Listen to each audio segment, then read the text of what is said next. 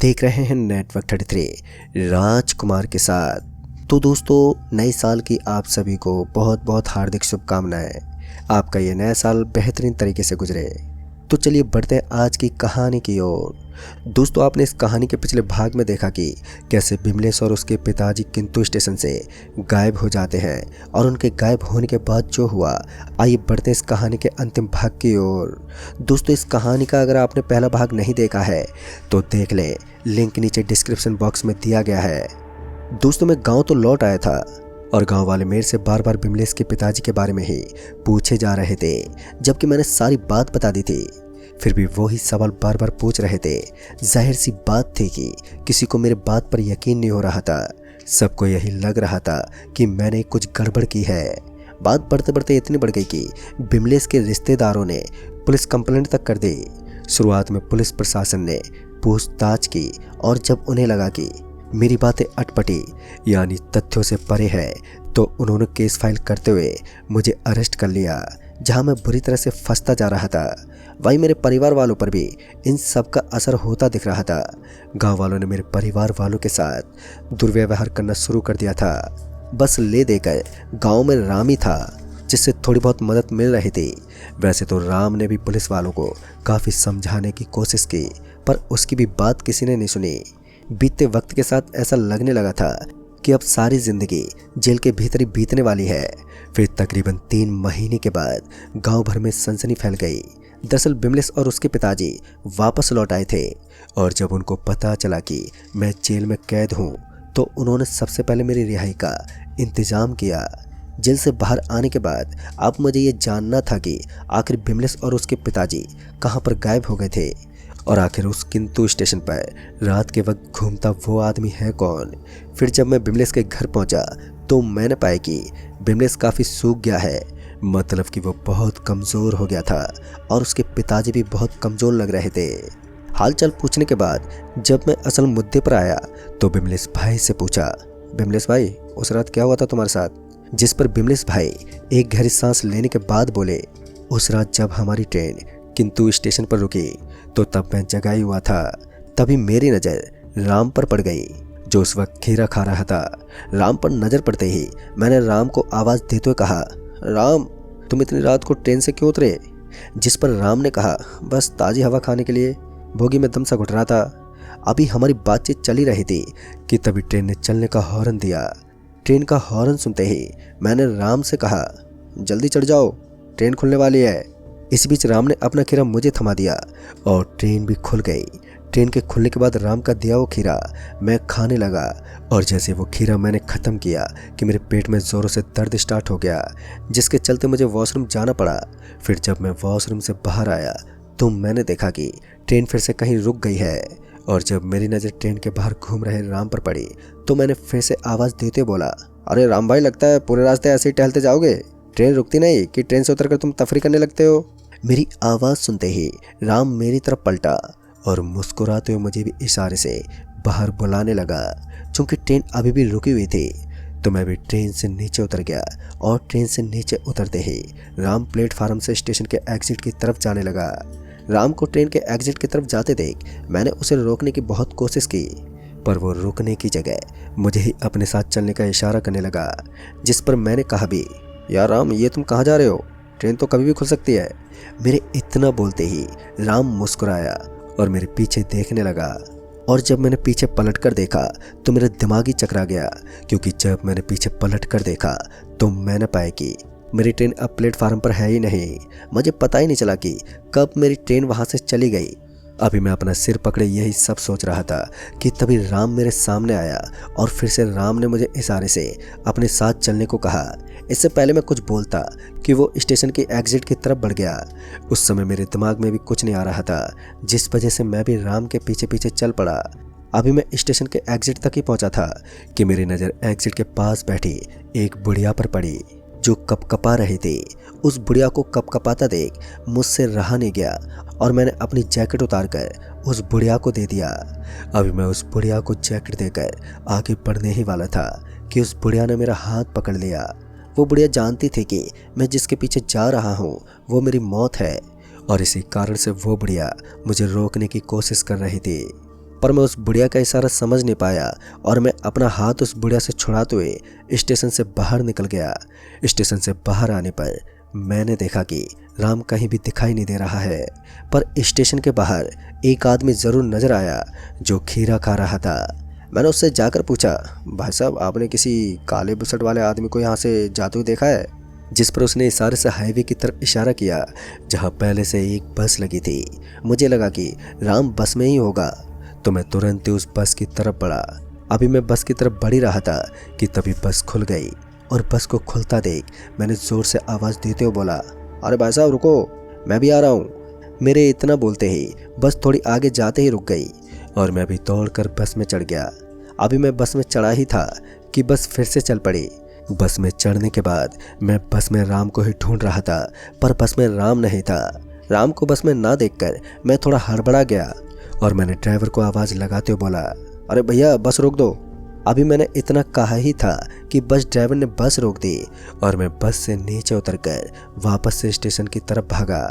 पर काफ़ी भागने के बाद भी मैं इस बात से हैरान था कि अभी तक मैं वापस स्टेशन तक नहीं पहुंच पाया था, जबकि मैं भागते भागते काफ़ी दूर चला आया था और जब बस भी चली थी तो वो भी ज़्यादा दूर नहीं गई थी। फिर आखिरी स्टेशन क्यों नहीं आ रहा था? जैसे जैसे समय बीतता जा रहा था वैसे वैसे मैं भी होपलेस होता जा रहा था। साथ ही मैं भाग भाग कर इतनी बुरी तरह से थक गया था कि अब मेरे से बिल्कुल भी भागा नहीं जा रहा था, जिस वजह से मैं वहीं सड़क के किनारे बैठ गया और ये सोचने लगा कि आखिर ये कौन सी जगह है जहां आसपास कुछ भी नहीं है। ये सड़क पर भी कोई गाड़ी आ जा नहीं रही थी। मन में उठ रहे बेहिसाब सवालों ने मुझे अब डराना शुरू कर दिया था। इससे पहले मैंने ऐसा कुछ ना तो देखा था और ना ही किसी से सुना था। अब ले देकर बस सुबह होने का इंतज़ार था। शायद सूरज के उगते ही ये बुरा सपना टूट जाता, पर ऐसा कुछ भी नहीं हुआ क्योंकि ये कोई सपना नहीं था। सुबह तो हुई पर अभी भी रात की तरह चारों तरफ गहरी खामोशी पसरी हुई थी और जब मैंने आसपास नज़र घुमाई तो सिवाय घने पेड़ों के अलावा कुछ भी नज़र नहीं आया। उस वक्त मेरे पास उस सीधी जाती सड़क पर आगे बढ़ने के अलावा कोई दूसरा चारा भी नहीं था, लिहाजा मैं चलता ही रहा। और जब सूरज ठीक सिर के ऊपर पहुंचा तो मेरा गला सूखने लगा, पर वहाँ हवा के अलावा और कुछ भी नहीं था। जल्दी मैं फिर से थक कर बैठ गया और इस बार पता नहीं कैसे मेरी आंख लग गई और जब किसी गाड़ी की हॉर्न सुनाई पड़ी तो मेरी आंख खुल गई। आंख खुली तो मैंने पाया कि अब रात हो चुकी है और जब मैंने सड़क की एक ओर देखा तो एक रोशनी सी दिखाई पड़ी। उस रोशनी को देखकर ऐसा लग रहा था वो किसी गाड़ी की हेडलाइट की रोशनी है। मैं फौरन ही उठा और सड़क के बीचों बीच जाकर उस आती हुई गाड़ी को रुकवाने की पूरी कोशिश करने लगा। फिर जब वो गाड़ी मेरे पास आकर रुकी तो मैंने पाया कि ये तो वही बस थी जिससे उतरने के बाद मैं इस अजीब सी जगह में फंस गया था। मैं उस बस में चढ़ते ही बस ड्राइवर से बोला, अरे भाई कौन हो तुम लोग और ये कैसा रास्ता है जो कभी ख़त्म ही नहीं होता? पर वो बस ड्राइवर ना तो कुछ बोल रहा था और ना ही बस आगे बढ़ा रहा था। वो सिर्फ एक टक मुझे ही देखे जा रहा था। वहीं बस में सिर्फ गिन के 2 लोग बैठे थे जो उस बस ड्राइवर की तरह ही मुझे घूरे जा रहे थे। मुझे समझ में नहीं आ रहा था कि अब मैं करूं तो करूं क्या। कुछ देर बस में वैसे ही खड़े रहने के बाद मुझे एक झटका सा लगा। मैं उछलते हुए बस से नीचे गिर पड़ा। मेरे बस से नीचे गिरते ही वो बस एकदम से वहाँ से निकल गई। फिर उसके बाद न जाने कितनी रातें बीती और दिन, ये मुझे याद भी नहीं। मैं उसी रोड पर चलता रहा। वो तो अच्छा था कि वहाँ के घने पेड़ों पर फलों की कमी नहीं थी, जिसकी वजह से मैं जिंदा रहा। और जब मैंने सारी उम्मीद छोड़ दी तो एक रात मुझे उसी सड़क पर 2 लोग आते हुए नजर आए। उन दोनों को देखकर मुझे बहुत खुशी हुई क्योंकि पिछले कई महीनों से मैंने वहाँ कोई दूसरा इंसान नहीं देखा था। फिर जब मैं उन दोनों के करीब पहुँचा तो मैं अपने पिताजी को देखकर हैरान हो गया। मैं पिताजी के गले लगकर फूट फूट कर रोने लगा। पिताजी के साथ वही स्टेशन वाली बुढ़िया थी जिसे मैंने जैकेट दिया था। फिर जब उस बुढ़िया ने कहा, अगर तुम दोनों हमारी इस दुनिया से बाहर निकलना चाहते हो तो तुम्हें किंतु स्टेशन पहुंचना होगा। जिस पर मैंने उस बुढ़िया से कहा, अम्मा मैं ना जाने कितने वक्त से उस स्टेशन की तलाश कर रहा हूँ पर आज तक वो स्टेशन नहीं मिला। जिस पर उस बुढ़िया ने कहा कि जब वो बस यहाँ से गुजरेगी तब तुम्हें उस बस के पीछे पीछे जाना होगा और जब वो बस रुकेगी तो उसी जगह वो स्टेशन वाला आदमी उस बस से नीचे उतरेगा और तुम चुपचाप उसके पीछे पीछे चले जाना। आगे का रास्ता अपने आप ही बनता चला जाएगा और जैसे स्टेशन दिखे तुम स्टेशन के अंदर चले जाना और फिर स्टेशन से सुबह होने तक बाहर मत निकलना। ये बोलकर वो बुढ़िया वहाँ से जाने लगी और उस बुढ़िया को वहाँ से जाते देख जब मैंने बुढ़िया को रोकने की कोशिश की तो उस बुढ़िया ने कहा कि मेरे पीछे आने की सोचना भी मत। बुढ़िया के इतना कहते ही हम बाप बेटे वहीं रुक गए और वो बुढ़िया कहीं गायब हो गई। उसके जाने के बाद मैं पिताजी के साथ उस बस के आने का वेट करने लगा। फिर जब अगली रात वो बस आती हुई नजर आई तो मैं और पिताजी उस बस का पीछा करने लगे। क्योंकि बस की स्पीड तेज होती थी जिस वजह से हम ज़्यादा देर तक उस बस का पीछा नहीं कर पाते थे, पर हम वहाँ जाकर रुक जाते जहाँ तक बस दिखाई देती थी और ये सिलसिला काफ़ी लंबा चला। किसी किसी रात तो हमें बस के आने तक का पता नहीं चलता था, पर पिताजी और मैंने हिम्मत नहीं हारी और आखिरकार हम बस का पीछा करते करते उस जगह पहुंच गए जहां वो बस रुकी और उस बस से वो खीरे वाला आदमी उतरा और अब हमें उस आदमी का पीछा करना था। फिर जब मैंने उस आदमी को जंगल की तरफ जाते देखा तो मैं पिताजी के साथ चुपचाप उस ओर गए और जब जंगल के अंदर दाखिल हुए तो सामने का नज़ारा एकदम से बदल गया। सामने किंतु स्टेशन था और स्टेशन को देखकर हमारी खुशी का कोई ठिकाना ना रहा।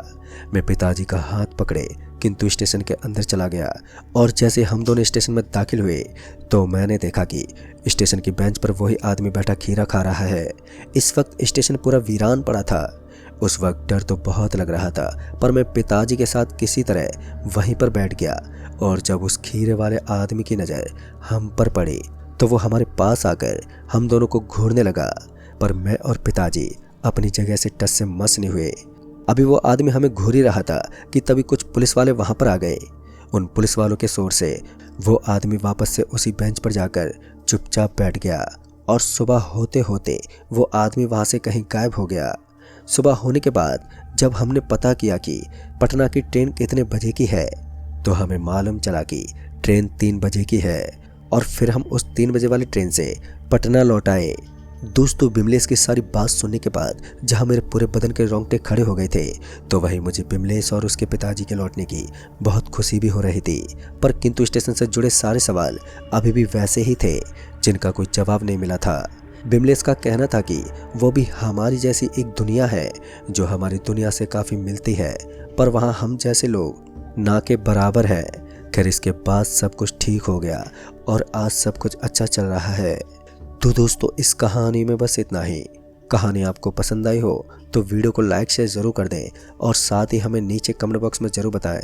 तो मैं आपका दोस्त राजकुमार जल्द ही मिलूँगा ऐसी एक और नई कहानी के साथ। तब तक के लिए बाय एंड टेक केयर।